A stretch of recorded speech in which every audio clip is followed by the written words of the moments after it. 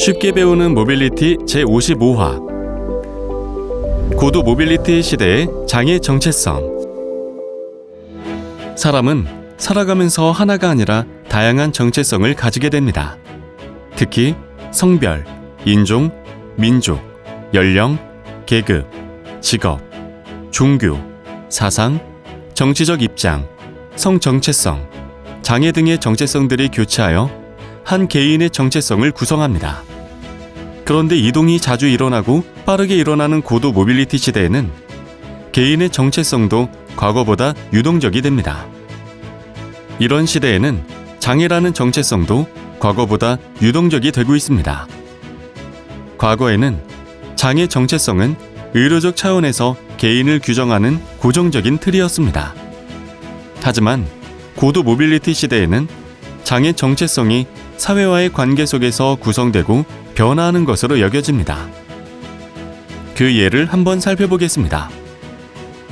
미국의 마서스 비니어드 섬에서는 오랫동안 2개 국어를 사용했습니다. 우리가 보통 쓰는 음성 언어, 그리고 수어입니다.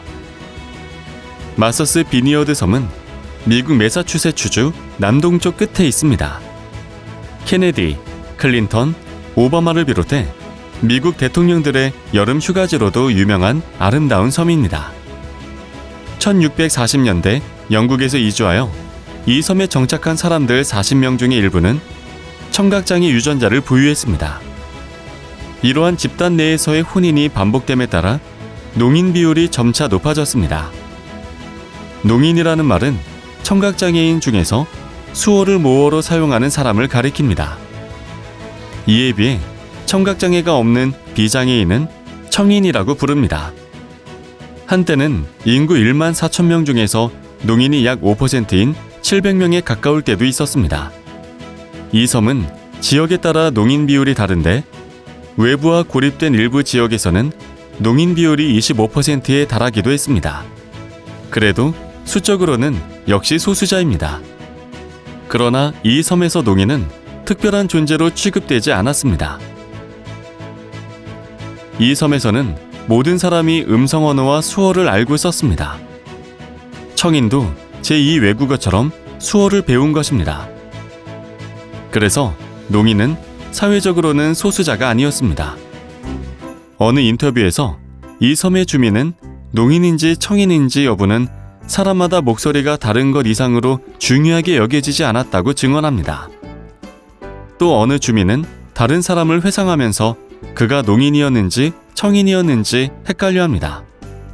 그만큼 청각장애 여부는 이 섬의 사회적 교류에서 크게 중요하지 않았다고도 하겠습니다. 이제 이 섬에서 마지막 농인도 세상을 떠나서 이런 문화는 사라졌지만 이 역사는 우리에게 장애에 관한 생각거리를 안겨줍니다. 어딘가 몸이 불편해 보이고 무언가 남들과 다른 것 같은 사람을 우리는 흔히 장애인이라고 부릅니다. 그런데 장애는 장애인 개인의 문제이고 장애인의 의료적인 문제일까요? 다시 말해, 개인이 의료적으로 치료하고 극복해야 하는 어떤 것일까요? 마사드 비니어드 섬의 사례는 장애란 개인적 문제도 아니고 의료적 문제도 아니라 사회적 문제임을 잘 보여줍니다. 장애인은 영어로 disabled person이라고 합니다. 무언가 할 수 없는 사람이라는 뜻입니다. 그런데 수동태로 쓰이는 disabled는 누군가에 의해 할 수 없게 만들어졌다는 어감을 줍니다. 그렇다면 장애인이 무언가를 할 수 없도록 만드는 그 누군가는 누구일까요? 장애를 단지 개인적 현상이 아니라 사회적 현상으로 본다면 그 주체는 바로 사회일 것입니다.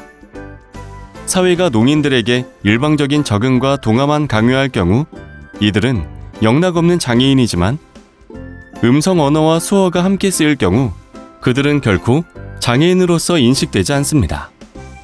농인을 장애인으로 만드는 것은 수어를 사용하지 않는 사회입니다. 휠체어를 타는 사람을 장애인으로 만드는 것은 장애인 개인이 아니라 저상버스와 엘리베이터를 설치하지 않은 사회입니다. 우리는 장애를 개인적이고 의학적인 문제로 보는 이른바 개인적 장애 모델 혹은 의료적 장애 모델로부터 사회적인 문제로 보는 사회적 장애 모델로 전환해야 합니다. 손상이란 사지의 일부나 전부가 없는 것 또는 사지나 기관이나 몸 전체의 작동이 불완전한 것입니다. 이것은 차이입니다. 이에 비해 장애는 손상을 가진 사람에게 아무 고려를 하지 않음으로써 이들을 사회활동으로부터 배제시키는 불이익이나 활동 제한입니다. 이것은 차별입니다. 따라서 손상이 곧 장애라는 인식을 버려야 합니다. 손상은 손상일 뿐입니다. 손상은 특정한 차별과 배제가 있을 때 비로소 무언가 할 수 없는 상태인 장애가 됩니다. 장애를 개인적이고 의료적인 문제로 보는 개인적 장애 모델 혹은 의료적 장애 모델에 따르면 손상은 곧바로 장애로 이어집니다. 그러나 장애를 사회적인 문제로 보는 사회적 장애 모델에 따르면 손상은 곧바로 장애로 이어지지 않습니다. 손상은 차별이 있을 경우에만 장애로 이어집니다. 장애를 바라보는 모델이 다르면 문제 해결의 방법도 달라집니다. 개인적 장애 모델 혹은 의료적 장애 모델에 따르면 장애에서 벗어나기 위해서는 손상을 고치는 방법밖에 없습니다. 장애는 궁극적으로 손상이기 때문입니다. 그러나 사회적 장애 모델에 따르면 차별을 완화하고 궁극적으로 제거해야 합니다. 그것이 손상이 장애가 되지 않는 세상, 혹은 장애가 진정한 장애가 되지 않는 세상입니다. 그래서 앞서 말한 마서드 비니어드 섬의 사례를 두고 어느 인류학자가 한 말은 의미심장합니다. 문화는 장애를 없애버릴 만큼 강력하다는 것입니다. 장애인이기 때문에 차별받는 것이 아니라 차별받기 때문에 장애인인 것입니다.